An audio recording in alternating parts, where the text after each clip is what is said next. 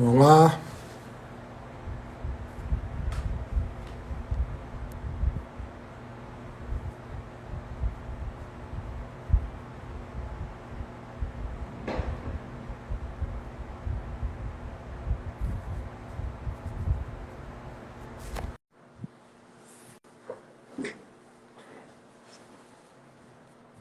boa noite a todos e todas, aguardando aqui a entrada do querido amigo Grande Vladimir, Thiago.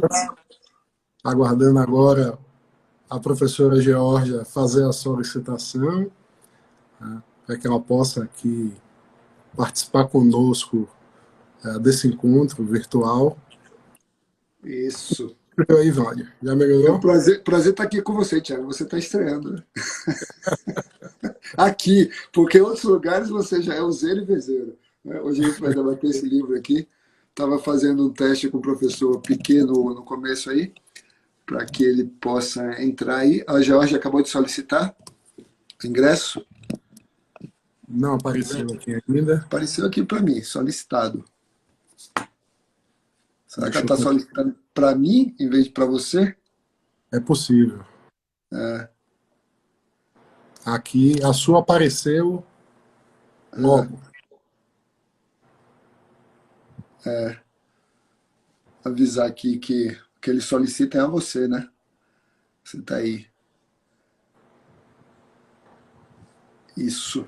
Então, gente, para quem está entrando aí agora, Lorena, né, saudações aí a todos e a todas que nos acompanham. Eu e o Thiago aqui vamos receber hoje pelo IDI Jorge Diogo e também Leandro Piquet. Eles são coautores desse livro aqui, que eu vou mostrar do jeito certo aqui. Né? Espera aí, para O ficar... Atlas do Sistema de Justiça Criminal Esse aqui. do Mercosul. Esse livro aqui, Atlas do Sistema de Justiça Criminal do Mercosul, um livro que saiu pela Almedina, e esse livro vai ser o objeto de nosso debate hoje. Tá? Debate que nós vamos realizar com o professor Piquet, que é da USP, professor do Instituto de Relações Internacionais da USP, e a professora Georgia Diogo, que é do IDESF e diretora internacional do ICIG, do Instituto de Cooperação Jurídica Internacional. Você consegue convidar, Tiago, aí, para ver se os dois entram? Deixa eu ver aqui qual é a dinâmica do convite. Aperta o...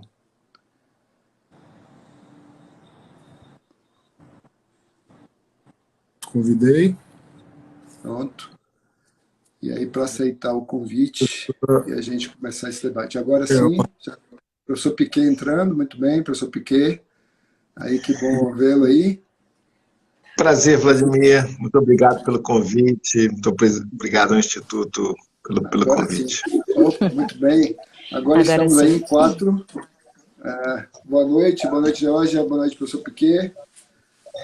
Bom vê-los, apresentar a vocês o querido amigo, colega e membro do IDI, Thiago Vieira, que vai ser o nosso host hoje aqui. Né? E eu participarei com vocês dois para tratarmos desse tema, que é o livro de vocês.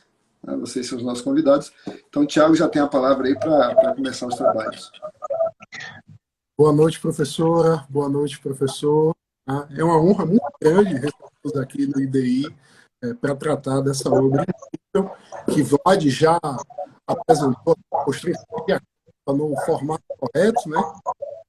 Sem inverter, que é o Atlas do Sistema de Justiça Criminal do Mercosul. Tá? E ler aqui uma breve súmula curricular. Tiago, eu acho que a gente está com um eco. Não sei se é o professor Piquet que está com outro áudio aberto da internet, talvez. Que aí tá tendo retorno. Está tendo retorno do que nós falamos. Eu vou desligar aqui o meu microfone.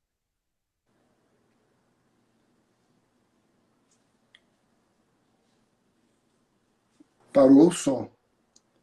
Vamos ver agora. Alô? Retorno? Agora tá bom. Agora tá bom. Eu não sei se foi aqui alguma interferência, a professora caiu. Eu vou convidá-la aqui mais uma Vai vez. reconectar. Convida de novo.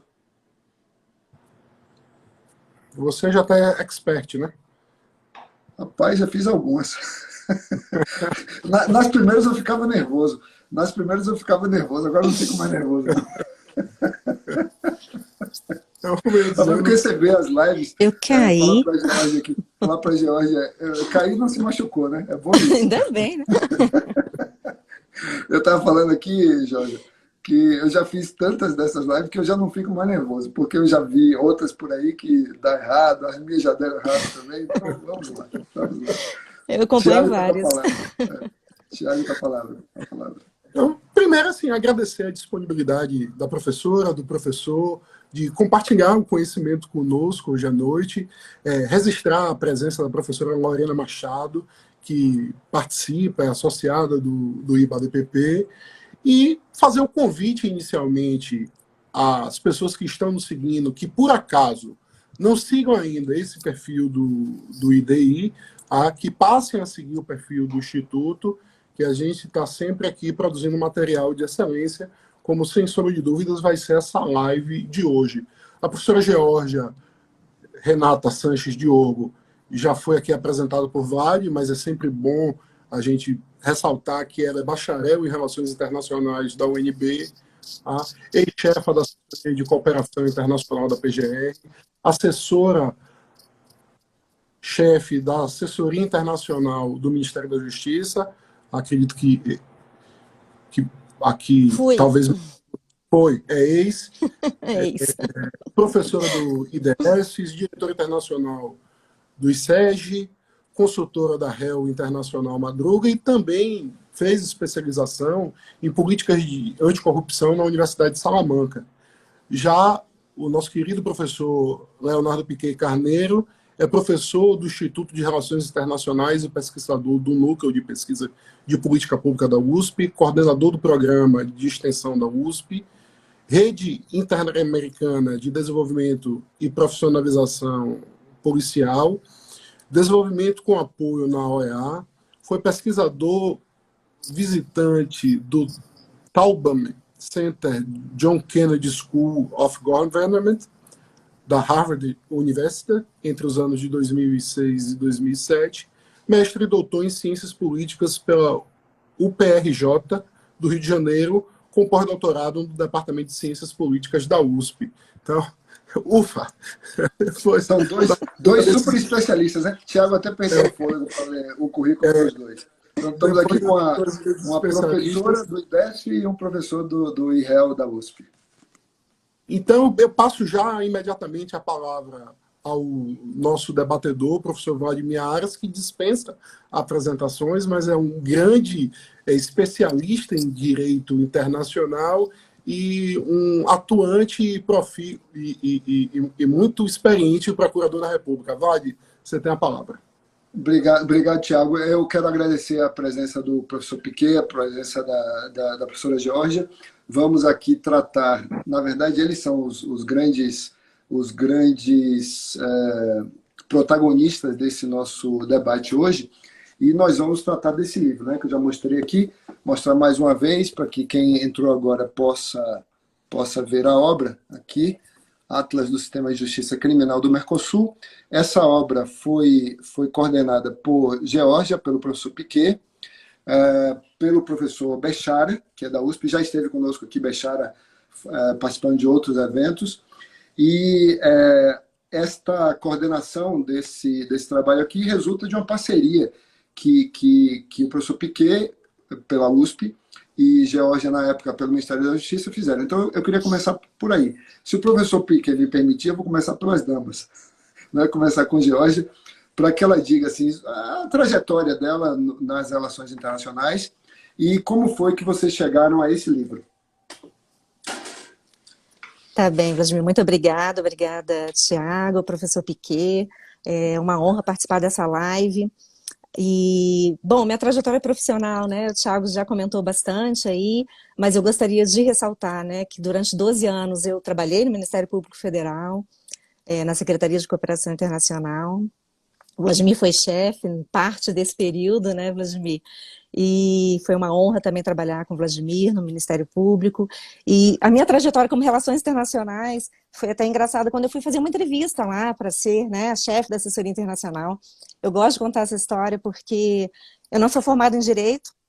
E aí eu falei para o então procurador-geral, não, mas eu não sou formada em Direito. Ele falou, não, mas eu tenho mais de 1000 aqui que são, eu preciso de alguém que não seja. Então foi assim que... Georgia, essa história é muito boa e o IDI, o Instituto de Direito e Inovação, é também isso, né? Nós não somos só um instituto de direito, a gente pega Exato. relações internacionais, debate sobre economia, você viu aquele debate que nós tivemos aqui com o professor Paulo Roberto de Almeida. Então, vocês estão aqui também por isso, para que a gente enriqueça esse cenário de debates multidisciplinares. Por favor. Bom, então, e aí como, né, profissional de relações internacionais, trabalhando tanto na Procuradoria, também no Ministério da Justiça e na Presidência da República, que também fui diretora de Relações Internacionais, tive essa oportunidade, né, de trabalhar com foros internacionais, trabalhar com negociação de tratados, trabalhar com redes de cooperação, e foi isso, né, que fez com que eu participasse dessa obra do Atlas. E outra coisa que eu preciso ressaltar, eu não sou tradutora, né, e muita gente pensa, né, que o profissional de relações internacionais é tradutor, em que pese algumas situações também que eu já passei, né, que tive que fazer a tradução, né, o Vladimir conhece algumas delas, inclusive na China, tendo que mexer com o aparelho de tradução lá na hora, com um monte de gente. Isso é muito interessante, porque eu acho que a sua profissão, e o professor está aí também no Instituto de Relações Internacionais da USP, é uma profissão que ficou muito em evidência agora com a guerra da Ucrânia, né? Toda hora a gente vê um profissional de réu na televisão falando sobre a guerra da Ucrânia, ou sobre esses conflitos internacionais todos que estão por aí. Mas, infelizmente, eu sou testemunha desse evento, né? De que uma certa pessoa achava que o profissional de réu fazia tradução, né? Pode até fazer.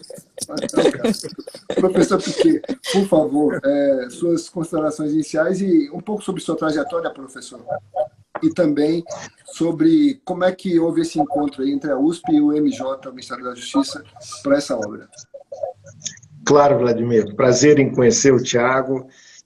Muito obrigado ao IDI pelo convite.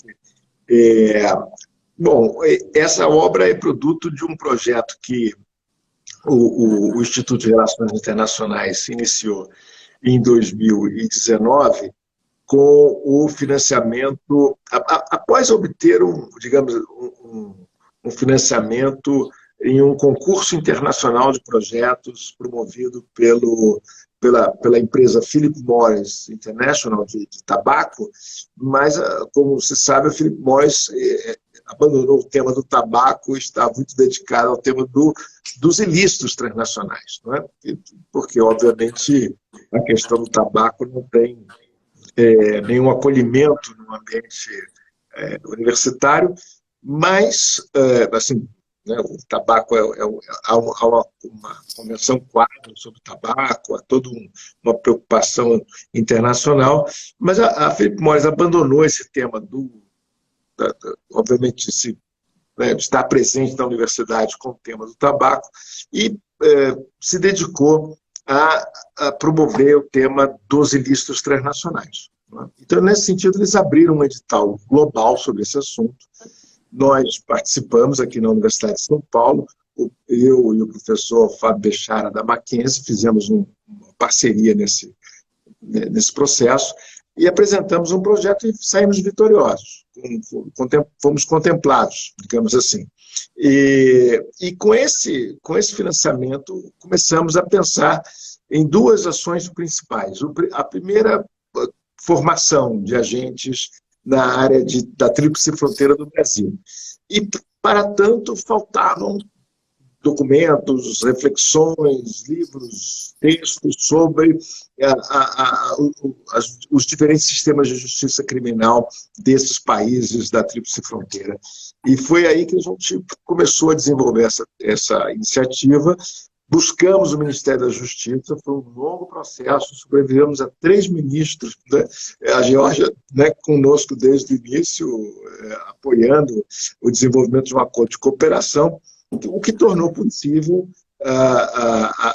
digamos, recrutar 7 mil alunos para esse curso sobre ilícitos na Tríplice Fronteira e escrever ao mesmo tempo esse livro com a participação dos instrutores que estavam envolvidos no curso. Então, nós montamos um curso sobre segurança multidimensional nas fronteiras e,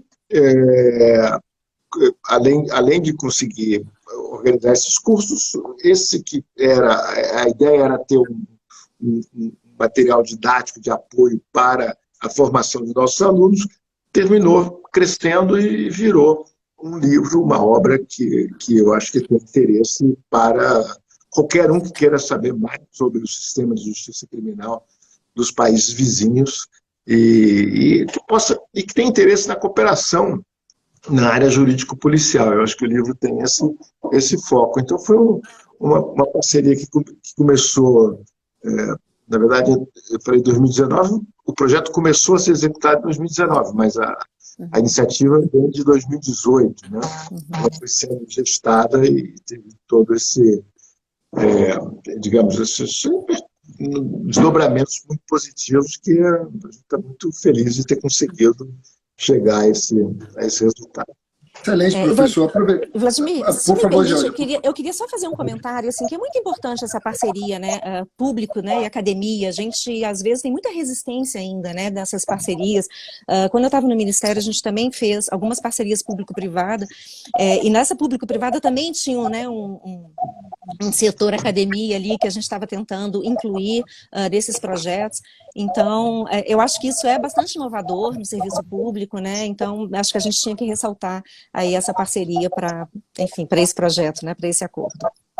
Era justamente esse ponto que eu ia ressaltar, Jorge. É uma parceria tripartite, na verdade, né? Além do Ministério da Justiça, o Governo do Brasil, a Universidade de São Paulo e a Philip Morris, né, pela iniciativa privada. Acho que isso é um aspecto muito interessante desse tipo de trabalho com foco na academia, na produção de conhecimento. E vocês produziram esse livro aqui. Enquanto o professor Piquet falava, eu tentei mostrar aqui um sumário e vocês organizaram uma obra que tem 8 artigos.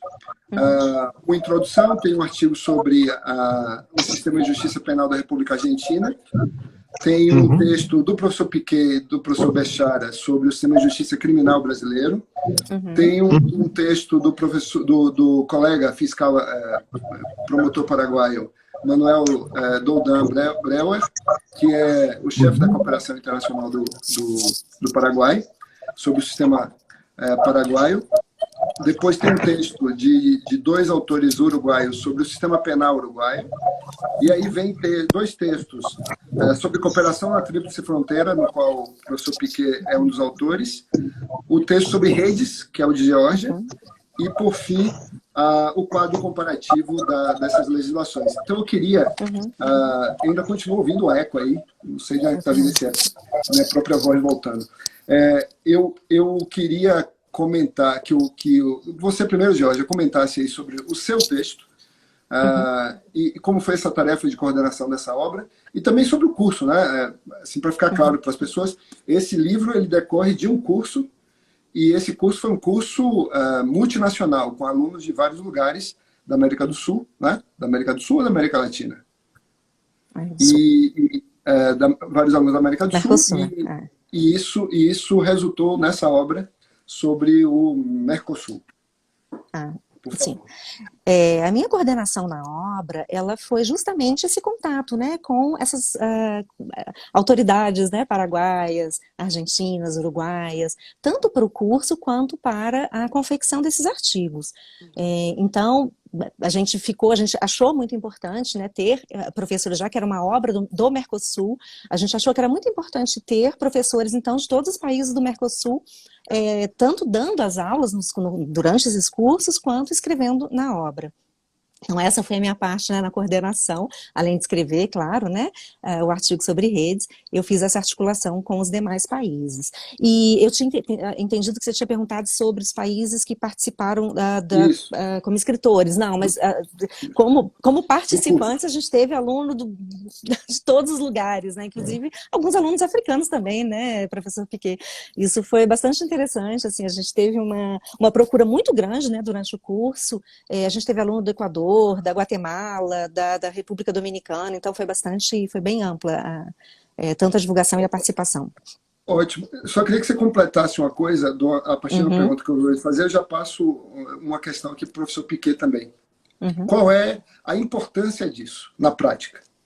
A importância desse tipo de integração latino-americana e mercosulina, se pudermos dizer assim.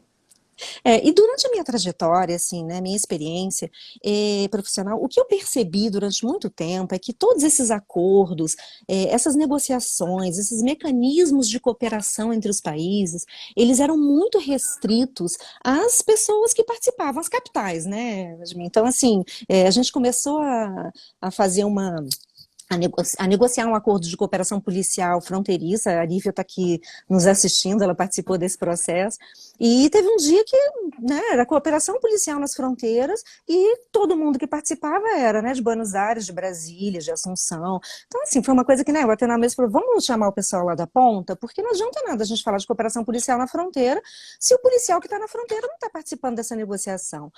Então, o livro, acho que ele veio para atender a essa demanda, né, para transmitir todos esses acordos que são assinados no âmbito do Mercosul para aqueles que não participam desse processo e que precisam desses acordos.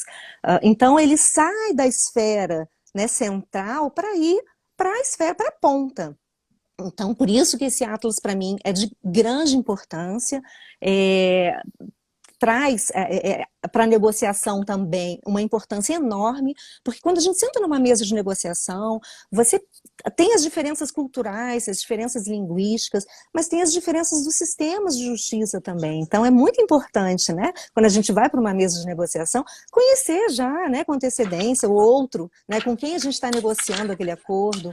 Então o Atlas também atende a essa demanda, né? E internamente também, né, gente, vamos combinar que nenhuma política pública hoje sobre segurança pública, ela não pode ser feita sem olhar, né, para os seus vizinhos, sem olhar para o entorno internacional. Então, eu acho que ele tem esses 3 viés que são muito importantes. Muito bem. Professor Piquet, nos conte um pouco aí sobre esse texto de sua autoria, que é Cooperação na Tríplice Fronteira, os desafios da harmonização jurídica institucional. Quais são esses desafios? E em que medida esses desafios têm sido adequadamente abordados na experiência do Brasil e dos países da região ali, Brasil, Paraguai e Argentina? Muito bom, Vladimir. Eu acho que o primeiro grande desafio é o conhecimento e o reconhecimento recíproco, né? O policial que está operando na fronteira, ele precisa ter um conhecimento sobre o vizinho, sobre a legislação do país vizinho, sobre as instituições do sistema de justiça criminal do país vizinho. Então, nosso objetivo justamente foi muito... Essa obra ela tem um apelo prático muito forte, né? Não é uma obra sobre uma reflexão sobre comparação sobre o sistema de justiça criminal em abstrato, mas ela busca resolver um problema aplicado, concreto, que afeta o trabalho das polícias e dos ministérios públicos na região, que é basicamente saber conhecer a base legal dos países vizinhos, conhecer a estrutura institucional, né, das polícias, quais são as atribuições de cada força policial, como encaminhar processos específicos, desde extradição, investigação conjunta, pedido de informação, de obtenção de provas, esses desafios práticos que, no final do dia, é o que derruba o trabalho, né? ou constrói o bom trabalho policial e o bom trabalho de investigação, ou derruba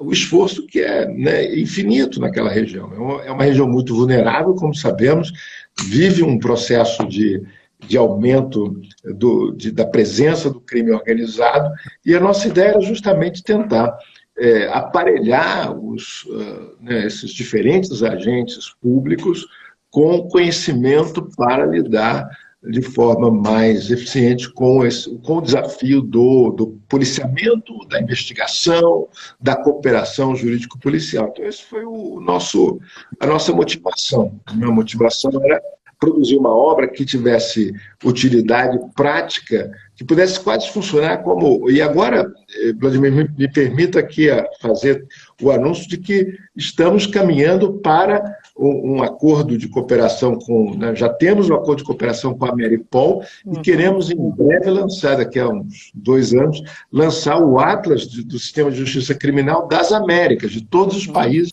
envolvidos nas Américas, com o mesmo espírito prático. Assim, o policial, promotor, o agente da ponta que está lidando com a investigação, com o policiamento, ele precisa ter um apoio, uma ferramenta de legislação comparada, ele precisa entender como funciona o vizinho, e esse foi o nosso esforço. Nós chamamos colegas, né, da Argentina, Paraguai e Uruguai, nesse caso, para explicar, para descrever o sistema de justiça criminal, e no caso desse Atlas, que vamos agora iniciar a jornada, que é o Atlas do Sistema de Justiça Criminal das Américas, a Ameripol será a nossa parceira para produzir um grande, né, digamos assim, uma grande descrição, um dicionário de como funciona o sistema de justiça criminal dos países que fazem parte da Ameripol. Excelente, professor. E para quem não sabe o que é a Ameripol é a Comunidade de Polícia das Américas, seria a irmã mais nova da Europol, do Serviço de Polícia Europeu, e a Ameripol funciona em Bogotá. Reúne uma série de corporações policiais do nosso continente, nessa mesma lógica de cooperação que o professor Piquet mencionava. Professor, porque o senhor tratou aí, na sua exposição, mencionou uma palavrinha, uma expressão que nos preocupa a todos, crime organizado. Então, qual é o contexto desse projeto? E eu queria fazer a mesma pergunta para a Geórgia, na sequência, então uma pergunta para os dois. Como é que cursos como desse tipo, uma obra desse tipo, podem impactar na cooperação internacional regional contra o crime organizado e, mais além, se nós temos as ferramentas adequadas a isso? Se o arcabouço jurídico do Mercosul é suficiente para lidar com o crime organizado transnacional? Eu acho que a Geórgia pode nos dar uma aula sobre o assunto, porque ela acompanhou as iniciativas mais importantes, e eu arrisco aqui alguns comentários de quem estuda o problema, de quem tenta, digamos, desenvolver modelos analíticos que sirvam para entender o problema do crime organizado na região. Eu acho que a cooperação é a primeira variável desse processo. Ou seja, as polícias precisam cooperar,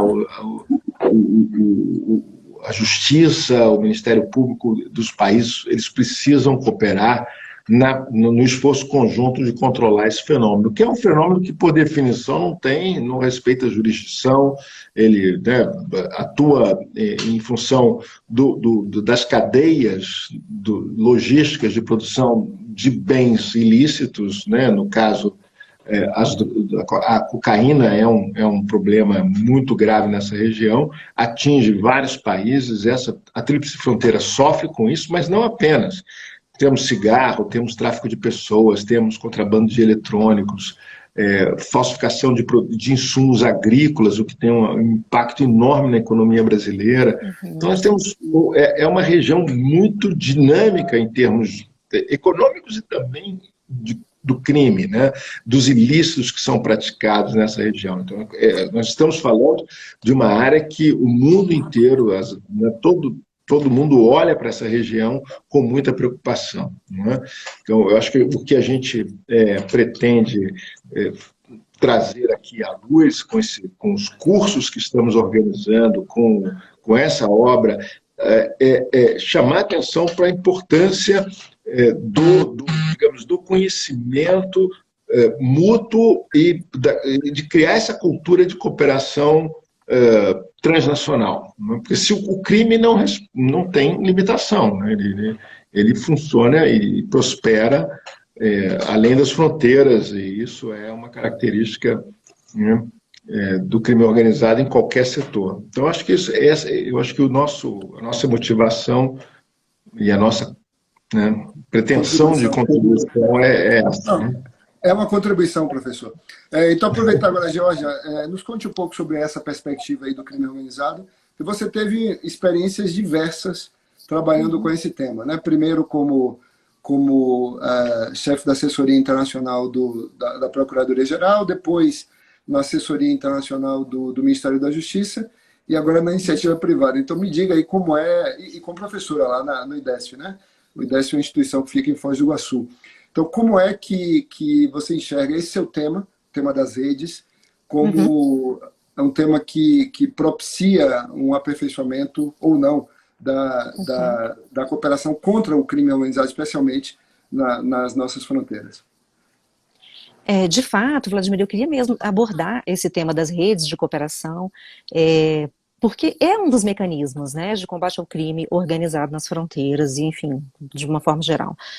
As redes de cooperação, elas existem, elas são os acordos internacionais, inclusive, né, as declarações dos organismos internacionais, incentivam a criação dessas redes de cooperação, inclusive muito em função também da morosidade do processo da cooperação jurídica tradicional, né? Tem muita gente até que fala, né, a rede de cooperação é a cooperação informal, né, a cooperação por pedido de assistência jurídica, a cooperação formal. Eu não gosto de usar esse termo, eu sempre bato muito nisso, porque as redes, elas não são criadas informalmente, elas são criadas no âmbito de organismos internacionais, seus pontos de contato são designados pelos chefes das instituições, então um mecanismo desse não pode ser chamado de informal, na minha opinião.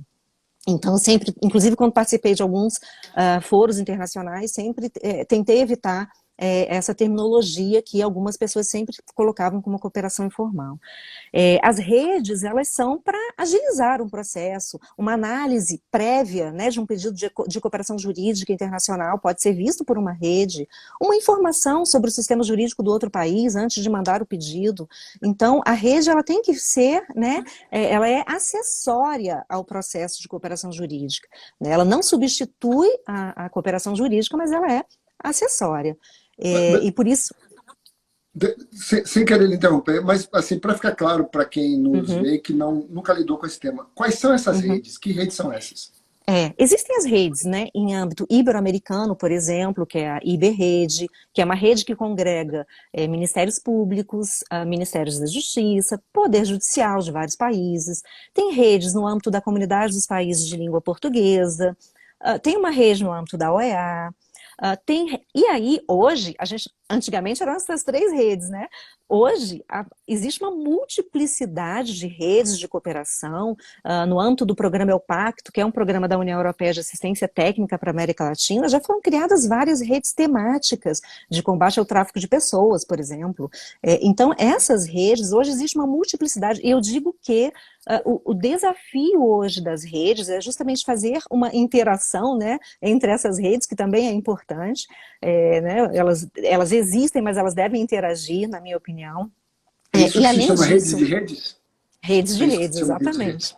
Exatamente. E além disso, eu acho... Internacional. Eu acho que, além disso, as redes têm que se adaptar à realidade também, né, às realidades como um todo. Hoje é uma demanda enorme a tramitação eletrônica dos pedidos, né, de cooperação. Existe já um tratado ibero-americano para isso, no âmbito da Conferência de Ministros da Justiça Ibero-Americanos, que é a CONGIB, é o Tratado de Medellín, para tramitação eletrônica de pedidos de assistência, e as redes vêm, né, para ajudar a tramitar esses pedidos, né. Pois não, Vladimir. Tiago é especialista em direito digital, sabe tudo sobre direito digital. Opa. Então, Tiago, você vê como a cooperação internacional está na pré-história, né? Ainda não existe tramitação eletrônica de pedido de cooperação internacional.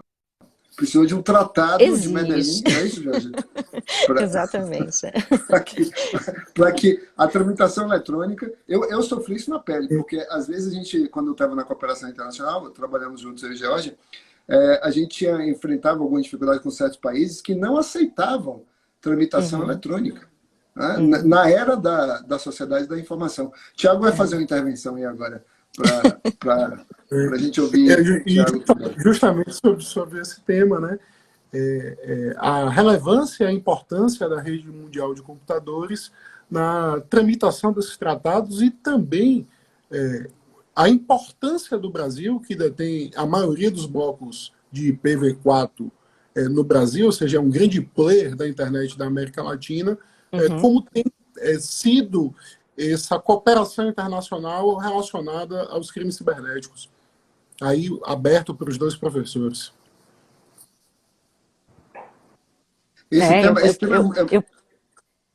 Pois não, Vladimir. Esse tema de cooperação em cibercrime, acho que já tem a experiência do MJ, né? Das interações com as polícias americanas nesse tema de pedofilia, com o trabalho do delegado Alessandro, né? Você podia falar um pouco sobre isso, Jorge? Posso sim. O Alessandro, lá no Ministério da Justiça, né, que trabalha em uma secretaria que se chama Secretaria de Operações Integradas, e aí isso era uma outra coisa que eu ia falar, Vladimir, de um outro mecanismo que eu acho que é muito importante hoje, que é dessa integração das forças policiais, né, para o combate ao crime organizado. Então, a Secretaria de Operações Integradas veio com esse propósito, e nessa cooperação nos crimes cibernéticos, eles fazem ações conjuntas com outros países. Então, né, caso de pedofilia, né, que no Brasil, no Panamá, nos Estados Unidos, ou seja, no mesmo dia os policiais se reúnem, tem muita troca de informação e capacitação, informação para inteligência, e essas ações são conjuntas em vários países ao mesmo tempo, né? São as ações conjuntas. Nesse cenário, eu também queria falar dos crimes cibernéticos no tratado, né? Na Convenção de Budapeste, né? De que o Brasil foi convidado a aderir, já temos, né, uma posição, então acho que em breve aí, né, vamos ter, não sei se já tem autoridade central designada, não acompanhei depois, mas já avançou bastante. Agora eu preciso contar, a gente participou dessa negociação da Convenção de Budapeste. Eu entrei no MPF em 2006. Desde 2006, a gente conversava sobre a entrada do Brasil em Budapeste. Foram mais de 10 anos para convencer as autoridades competentes de que o Brasil deveria fazer parte de uma convenção dessa natureza. E já que você tocou no assunto, viu, Tiago? Para você que... Tiago estuda Direito Digital já há uns 20 anos, né, Tiago? Foi quando eu te conheci, mais ou menos, por aí, né? Lá na UXAL, por aí.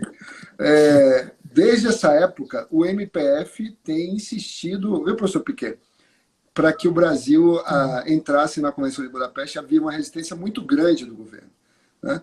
E, assim, depois desses anos todos aí com o trabalho agora, com a mudança de visão do governo federal sobre esse tema, finalmente ouviram o MPF e o Brasil conseguiu esse espaço nessa convenção que é tão importante. O senhor quer comentar alguma coisa também sobre essa temática, professor Piquet, sobre questão de cooperação em crimes digitais?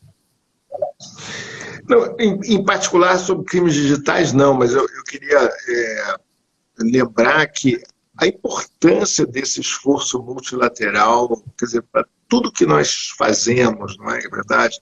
Quer dizer, sem esse avanço que houve desde a Convenção de Palermo, a construção dessa compreensão comum sobre esses fenômenos, é muito fundamental isso, não apenas sobre o crime, não apenas sobre os ilícitos transnacionais, que a compreensão e a legislação doméstica evoluiu muito, mas óbvio o que vem antes sobre toda a base dos direitos e dos acordos que respeitam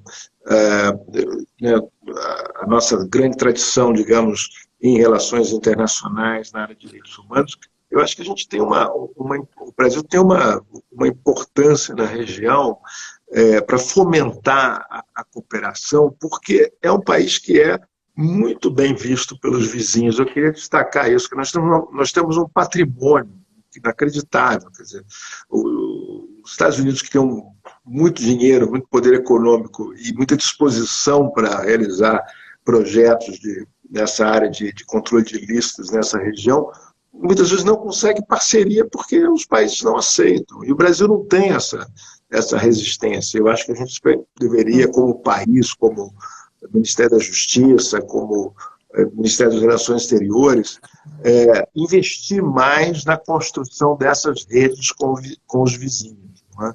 Porque eu acho que nós temos mandato para tanto, né, quer dizer, que vem desse nosso esforço de participação nos organismos multilaterais, e temos uma visão, e temos uma acolhida muito clara nos nossos vizinhos. Então, nós estamos, em certo sentido, desperdiçando um pouco oportunidades que poderiam ser melhor desenvolvidas, aproveitadas e que produziriam resultados muito importantes, porque hoje o crime brasileiro está no Paraguai, está na Bolívia, está em toda a região, não é? E assim como o crime também dos países vizinhos também está operando aqui no Brasil, crime organizado, pessoas, indivíduos de alto poder, de corrupção, de pressão sobre os organismos do Estado.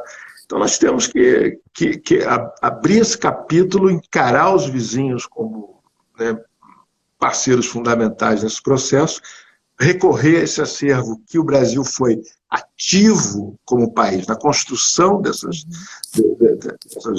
desse marco normativo, não é? Mas o Brasil é um país que foi importantíssimo para a construção de todo esse esforço, e é isso. Acho que a gente tem que começar esse capítulo, olhar para a América do Sul, entender que o Brasil é importante e a gente precisa dos nossos vizinhos para resolver o problema do crime organizado. Muito bem, muito bem. Jorge, nos diga aí um pouco sobre quais são as perspectivas do ponto de vista do marco normativo em construção. Eu sei que você participou dessa construção quando você estava no Ministério da Justiça.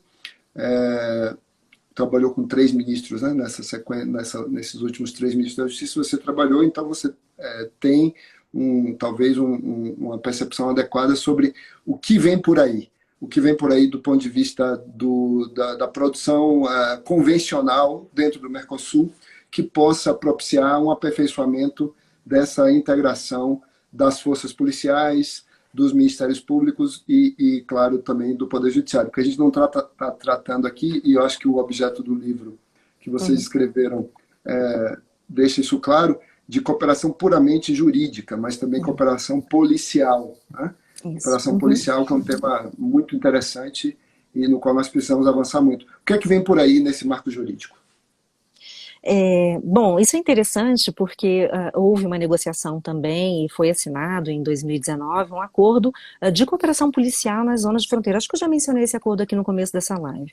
É um acordo que ainda não entrou em vigor, foi recentemente, né, assinado, mas é um acordo que com certeza vai ajudar muito, né, as forças de polícia na fronteira, justamente porque é o acordo que permite, né, a perseguição em flagrante, ou a perseguição em caliente, a hot pursuit. Então é um acordo que é bastante polêmico, inclusive quando o acordo foi assinado, teve muita repercussão de mídia, né, durante a assinatura desse acordo. E tem uma história que é super engraçada, porque muitos policiais começaram a me ligar quando assinou o acordo, né? Já posso entrar do outro lado? Não pode ainda, que ainda tem que passar pelo Congresso o acordo, ainda tem que internalizar. Mas houve um caso de um policial que entrou no outro país, não vou mencionar o país, e aí foi parado, né? E aí ele tinha uma nota do jornal dizendo, não, mas foi assinado um acordo dizendo que os policiais podem entrar para o outro lado, né? Então, assim... Tiago é advogado, né? Criminalista. Então, o advogado que vai saber, ele fica maravilhado, né? Porque anula a prova na hora. Prova nula, né, cara? Mas isso aconteceu, de fato. Mas eu acho que é um acordo que vai ajudar bastante a cooperação policial, né? Claro que ainda tem muita, né? Enfim, esses acordos ainda tem que ter. O acordo marco, né, do Mercosul, ele ainda depende de acordos bilaterais a serem negociados, ou seja, quantos quilômetros, né, pode entrar um policial, que força policial pode entrar. Então isso ainda está sendo discutido. E isso é importante porque também, né, me lembro durante a negociação que era, um falava em 5 quilômetros, outro, 5 quilômetros você vai entrar numa cidade inteira aqui, calma, né, então vamos, então assim, isso é, por isso que decidiu-se, né, pelos acordos bilaterais, para detalhar, então, como é que vai ser esse procedimento. Então, eu acho que esse é um acordo que vai ajudar bastante, mas eu queria chamar a atenção também daquele acordo de equipes conjuntas de investigação, né, que ficou aí 10 anos para ser, né, internalizado, né, nos países, ser ratificado, promulgado, e um acordo que foi muito importante, e eu coloco muito essa morosidade, Vladimir, como um problema grande, né, o acordo é assinado 10 anos atrás, e quando ele, muitas vezes, né, quando ele é ratificado, ele já até perdeu seu objeto, né? Eu ouvi em uma das lives aqui do Instituto, isso, que existem duas correntes, né? Uma corrente que diz, inclusive, que as autoridades não deveriam assinar, né? Uma que diz que as autoridades são obrigadas a assinar, mesmo depois de 10 anos, outras dizendo que não, né? Que elas não são obrigadas. Eu sou um pouco até pela segunda corrente, porque eu acho que muita coisa pode acontecer nesse período, né? Enfim, inclusive situações políticas, né? Entre os países. Mas, de qualquer forma, eu acho que é um obstáculo ainda, porque a gente tem, né, para vencer essa morosidade na aprovação dos acordos, e agora sim temos esse acordo de equipes conjuntas de investigação, mas precisamos amadurecer também esse instrumento, né? Muito bem. Professor Piquet,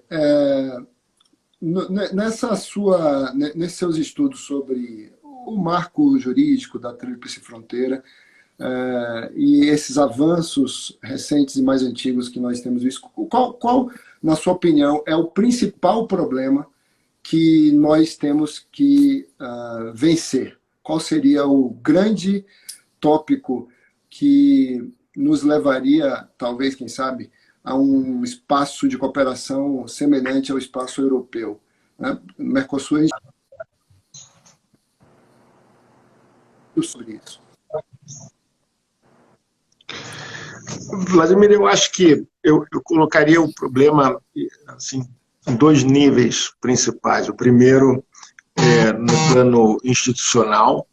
Eu acho que nós precisamos, como região, desenvolver instituições, redes, os exemplos que a Geórgia puxou aqui no início do debate. Eu acho que essas redes precisam funcionar. São instituições que garantem, por exemplo, a troca de provas, garantem a cooperação em vários níveis do sistema de justiça criminal. Eu acho que a fronteira Brasil, Paraguai, Argentina, ela é uma fronteira muito viva, então ela tem uma demanda assim, cotidiana, não apenas no plano da investigação, mas até da operação policial. Né? Quer dizer, as polícias precisam de integração operacional. Então, eu acho que o desafio para a construção dessas instituições, digamos, de que sejam capazes de sustentar a cooperação, é um desafio muito amplo. Ele precisa começar na parte operacional e vai até a parte, digamos, da investigação, da prova, do sistema judiciário, que precisa também acolher e reconhecer os ritos e a qualidade do que tem origem nos países vizinhos. Então, esse eu diria que é o primeiro grande desafio, de construir essas instituições. E o segundo, eu diria que diz respeito ao permanente desafio do trabalho de polícia e da percepção criminal, que é confiança. Vladimir. Eu acho que nós precisamos construir. As redes precisam ser redes de presença, as pessoas precisam se conhecer, precisam vir ao Brasil, os brasileiros precisam estar lá nos países vizinhos, precisam saber da capacidade que os nossos vizinhos têm e vice-versa. Então, eu acho que por isso custa caro, leva tempo, e essa iniciativa que nós estamos desenvolvendo na Universidade de São Paulo, na verdade, nós começamos uma parceria aí com a OEA em 2015, integrando essa rede interamericana de desenvolvimento e profissionalização policial, e evoluímos agora no 2021 para a organização de uma escola dedicada a formação de agentes de segurança pública na região. A Escola de Segurança Multidimensional, que é uma escola que tem um conselho, que tem um conjunto de cursos, tem financiamento, ela pretende ser um programa de formação continuada, permanente, para os agentes de segurança. Então, são exemplos. Eu acho que as instituições acadêmicas, as instituições dos governos, dos estados vizinhos, precisam investir nessa convivência entre os agentes policiais, Ministério Público, do Judiciário, porque sem confiança é muito difícil fazer qualquer instituição funcionar, principalmente nessa área, né, na qual atuamos. Né? Então, acho que esses serão os dois grandes desafios que nós temos pela frente, e o que fazemos hoje na USP tenta ajudar a criar esse ambiente de convivência, de policiais que estão na universidade como alunos. E nossa ideia não é trazer professores universitários para ficar ensinando o policial a fazer o que eles sabem mais do que a gente sabe. Nós também convidamos muitos policiais, promotores, né, para participar do nosso grupo de instrutores. Né? Então, nossos cursos têm uma presença policial, uma presença de especialistas e operadores muito forte como instrutores. É uma coisa que a gente vai sempre, né, desenvolver e aprimorar. O senhor disse uma palavrinha aí que eu gosto muito. Quando eu atuava mais diretamente na gestão de cooperação internacional, eu sempre dizia que nós precisávamos do C de confiança, nós precisávamos do C de celeridade, nós precisávamos do C de confidencialidade, porque a confiança também se baseia na confidencialidade das relações internacionais. E isso tudo produzia êxitos, né? Essa junção dessas características, dessas virtudes na cooperação internacional produz muitos êxitos, e o senhor junta aí com o George outro C, que é o conhecimento. Né? Conhecimento, não só o conhecimento recíproco, mas a produção do conhecimento do ponto de vista acadêmico. Tiago vai fazer alguma intervenção agora. E é justamente sobre isso, né? Porque a forma mais eficaz de se reduzir a criminalidade é através da educação.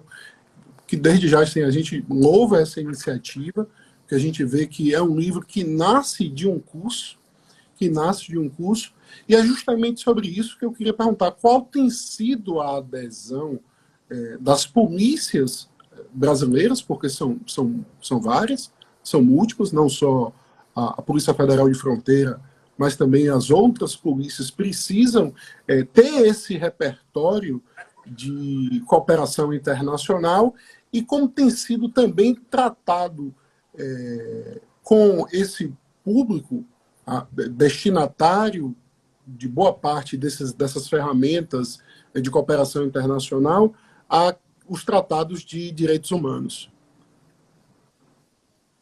Aí a professora Georgia, querendo, pode começar. Eu acho Capacitação em direitos humanos, né? Eu acho que o professor Piquet pode falar um pouco dessa adesão dos policiais, né, porque ele está nessa coordenação da participação. O que eu posso falar também a respeito da capacitação dos direitos humanos para policiais, enquanto eu estive no Ministério da Justiça, nós tínhamos inclusive um projeto com a CIDH, com a Comissão Interamericana de Direitos Humanos.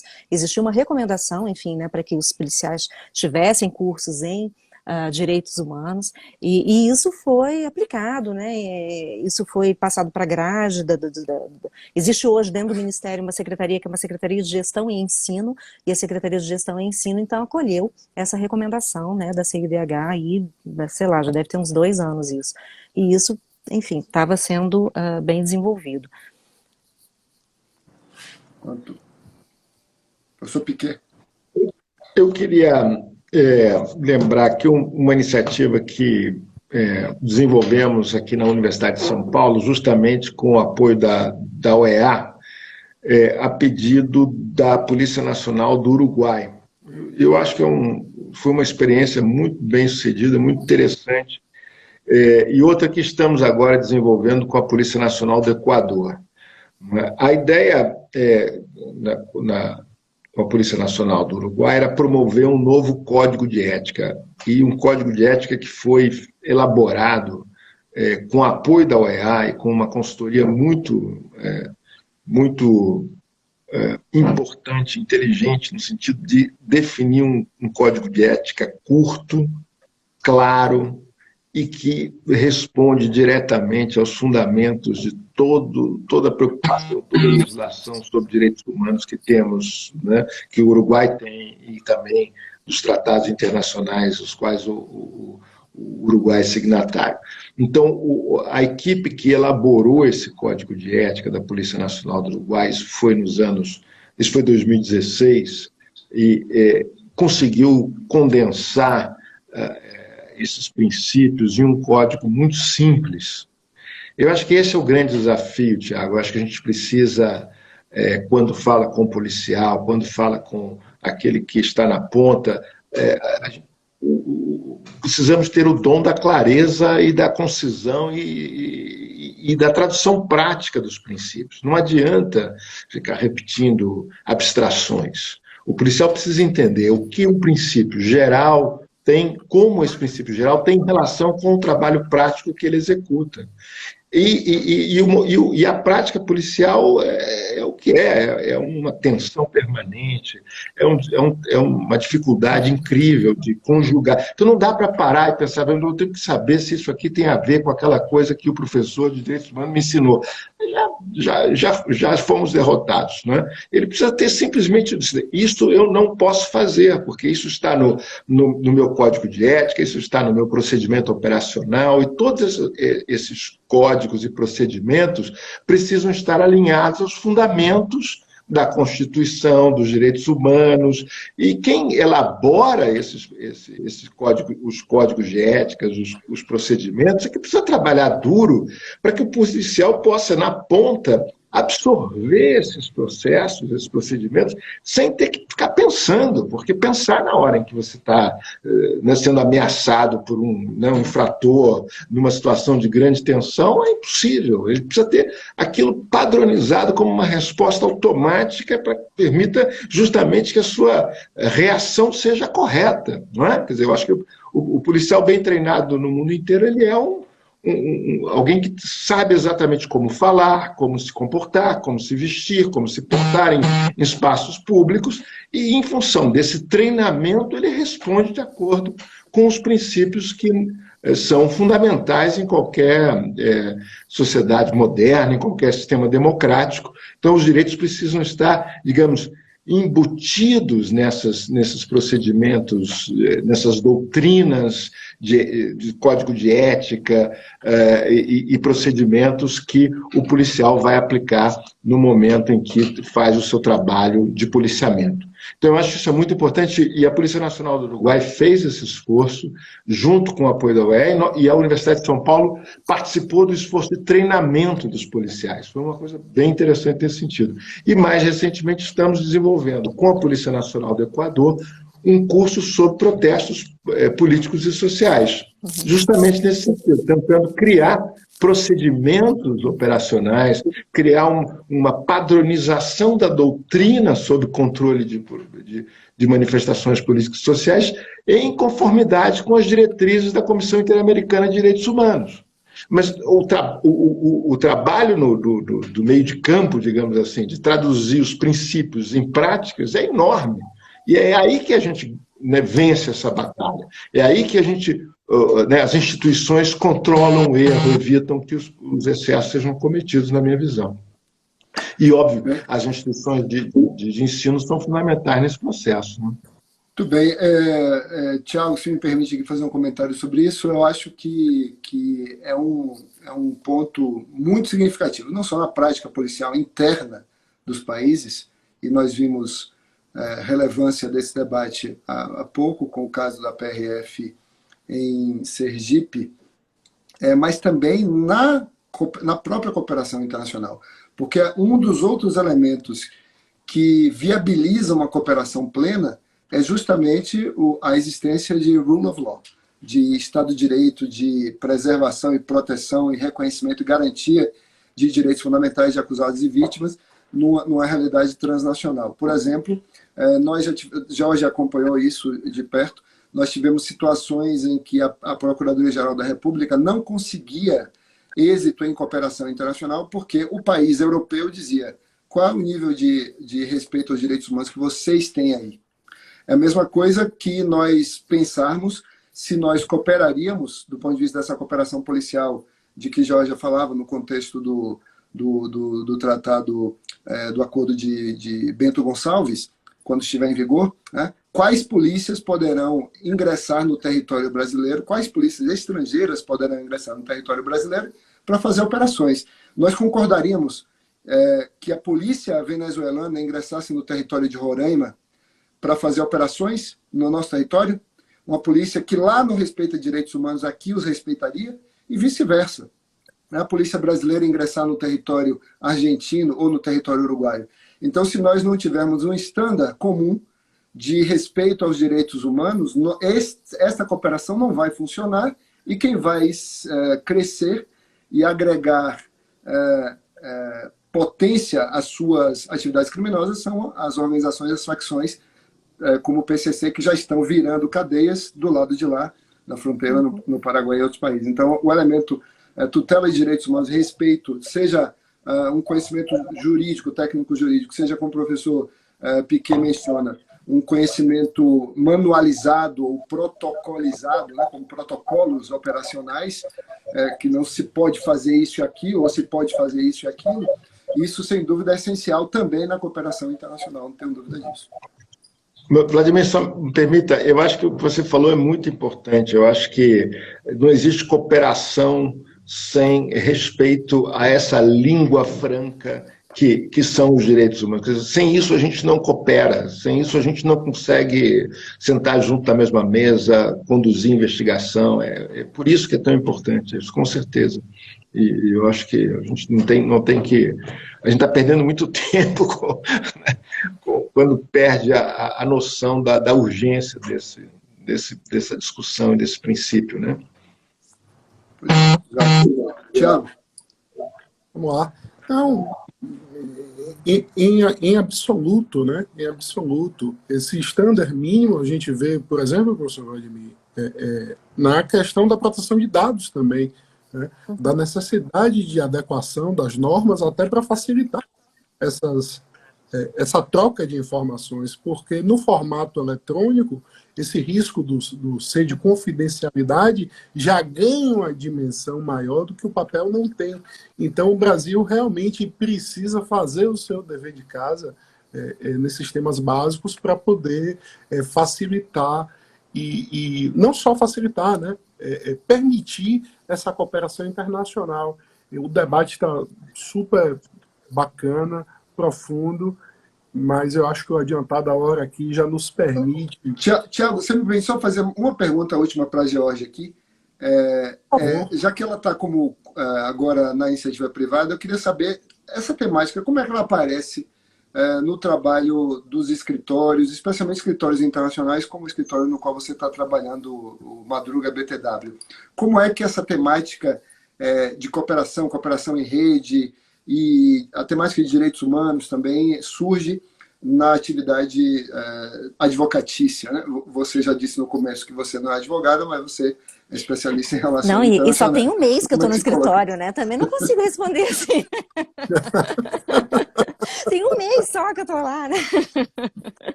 Vamos ver ainda, né, Vladimir, como é que vai ser no escritório, mas de fato, né, as redes, elas são importantes também no âmbito, né, dos escritórios de advocacia. A gente tem trabalhado para que isso aconteça lá no Madruga BTW, e também no Instituto, né, o Instituto de Cooperação Jurídica Internacional do Brasil, que é esse instituto do qual eu sou diretora internacional, que é um instituto que também, né, pretende debater o tema da cooperação jurídica, né, e das melhorias desses mecanismos de cooperação jurídica. Então isso é muito importante, esse debate amplo. Eu sempre fui muito favorável ao debate diversificado, né? Eu acho que uma instituição ela não pode se fechar em si, né, e debater com seus integrantes. Eu acho que esse debate que a gente está fazendo aqui, isso é muito importante, como eu mencionei no começo, né, a parceria do público com a academia, e, enfim, com o setor privado. Eu acho que o debate ele tem que ser diversificado. E na cooperação no Instituto de Cooperação Jurídica Internacional tem esse propósito, né, de debater a cooperação jurídica e, enfim, a melhoria desses acordos. E quando a gente fala em acordos internacionais, isso é uma coisa interessante também, sabe? Quando a gente estava negociando os acordos, eu sempre perguntava muito para as pessoas assim, mas precisa de um acordo? Em função dessa morosidade internacional, a gente precisa de um acordo, né? Vamos trazer o exemplo aqui, né, professor Piquet, do comando tripartite, né? Um comando, enfim, um mecanismo de cooperação de fronteira que não tem um acordo de cooperação, é um acordo interinstitucional, não é um acordo entre estados. Vamos pensar que isso também é muito importante, né, para a gente avançar. Muito bom, muito bom. Quando eu trabalhei em Foz, eu comecei a trabalhar no MPF, em Foz do Iguaçu, em 2003, e aí me falavam desse acordo tripartite. Eu ficava, mas cadê o tratado? Eu também tive uma surpresa quando eu vi que era um acordo interinstitucional. Né? Muito bem, Tiago, por favor. Antes de passar para as considerações finais, queria lembrar que o livro, além da versão física, que Vlad aí orgulhosamente exibe, tá? Para que a gente não esqueça o nome, ele também está disponível no formato digital, tá? Kindle da Amazon. Eu verifiquei hoje mais cedo, então para quem quiser adquirir no formato digital, ele também está disponível. Professor, para as suas considerações finais aqui desse nosso encontro de hoje, que foi maravilhoso.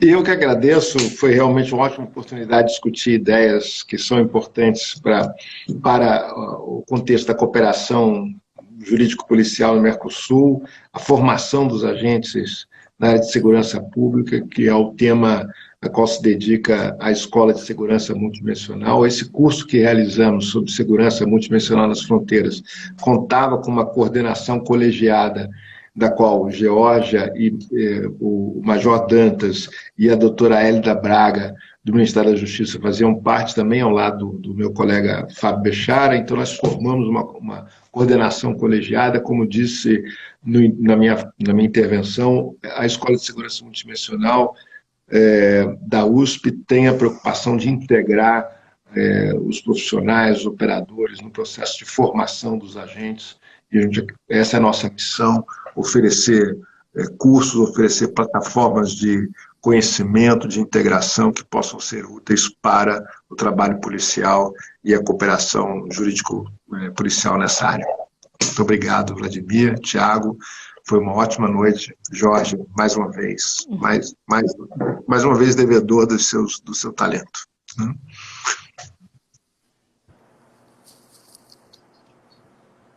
Tiago? Professora? Não, eu agradeço também essa oportunidade. Como eu disse, eu acho que é muito importante a gente mostrar um pouco, né, do trabalho. Eu sempre, participando dessas reuniões, eu sempre me sentia muito... Enfim, eu tinha necessidade de transmitir as informações que eu tinha, né, que eu recebia nos foros internacionais para outras pessoas. Eu acho que o Atlas veio, né, atender a essa necessidade que eu tinha. E eu espero que essa live também tenha contribuído, então, para isso. Muito obrigada, Vladimir, Tiago, professor Piquet. Por favor, as honras, como nosso membro fundador, tá? Das suas considerações finais também. Eu só quero agradecer ao professor Piquet muitíssimo. Eu tenho convivido com o professor aí nos grupos, né, professor? Debatendo desde a guerra da Ucrânia até esses assuntos aqui do Mercosul, com o Geórgia também, com que eu trabalho desde 2006, né? Tenho essa sorte de lidar com profissionais brilhantes e competentes como vocês, nos segmentos em que nós, que somos do direito, aí o Tiago aqui, não somos nada competentes, né? Só aprendemos com vocês, aprendemos muito com vocês hoje aqui. Agradeço mais uma vez ao professor Piquet pela gentileza enorme de estar aqui conosco, Geórgia também por ter aceito o nosso convite, vocês saírem de suas atividades profissionais aqui para conversar um pouco com os membros do IDI e, claro, com o público que acompanha o IDI, que vai ver esta live gravada, que vai subir para o YouTube depois, vai ficar disponível aí para que todos nós podamos conhecer mais a temática em questão. E volto a mostrar aqui o livro, aqui... Que está em português e em espanhol, hein? Sim, isso, foi bem lembrado, né? Então está aqui o livro, né? Livro que é uma obra, uma contribuição bastante interessante numa temática que carece de textos comunitários, né? Textos comunitários, textos que procurem lidar com a realidade comum da nossa região, uma região para a qual nós brasileiros, eu acho que isso é a experiência de muitos, sempre ficamos de costas para a América do Sul e olhando sempre para a Europa e para os Estados Unidos, né?